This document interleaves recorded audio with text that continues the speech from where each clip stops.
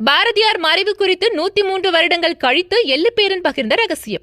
முண்டாசு கவிஞன் மகாகவி சுப்பிரமணிய பாரதியாரை தெரியாதவங்களே இருக்க மாட்டாங்க. எழுத்தாளர், விடுதலை போராட்ட வீரர், சமூக சீர்திருத்தவாதியாக நவீன தமிழ் கவிதை நடையில அவர் எழுதிய பாடல்களை கேட்டா கோழைக்கும் வீரம் வரும். வெறும் 38 வயசுல உயிரிழந்த பாரதியாரோட மறைவு குறித்த ரகசியத்தை 103 வருஷங்கள் கழிச்சு வெளியிட்டிருக்காரு அவருடைய எள்ளுப்பேரன் நிரஞ்சன் பாரதி.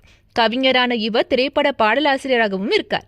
அவர் பேசும்போது சென்னை திருவல்லிக்கேணியில தான் பாரதியார் தன்னுடைய கடைசி காலகட்டத்தில் வாழ்ந்தார். அங்கு உள்ள உலக புகழ்பெற்ற பார்த்தசாரதி பெருமாள் கோவில் இருக்கிற கோவில் யானைக்கு தினசரி பாரதியார் பழம் மற்றும் தேங்காய் கொடுக்கிறது வழக்கம். ஒரு நாள் அப்படிதான் அவர் பழம் கொடுக்க போன போது கோபத்துல யானை அவரை தள்ளி விட்டுடுச்சு. முண்டாசு மேல யானை தும்பிக்கப்பட்டதால பாரதியார் மயங்கி கீழே விழுந்துட்டார்.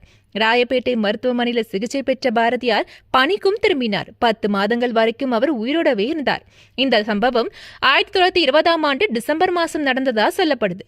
1921ஆம் ஆண்டு செப்டம்பர் 11ஆம் தேதி பாரதியார் உயிரிழக்க காரணம் டிசென்ட்ரி, அதாவது வயிற்றுப்போக்குதான்.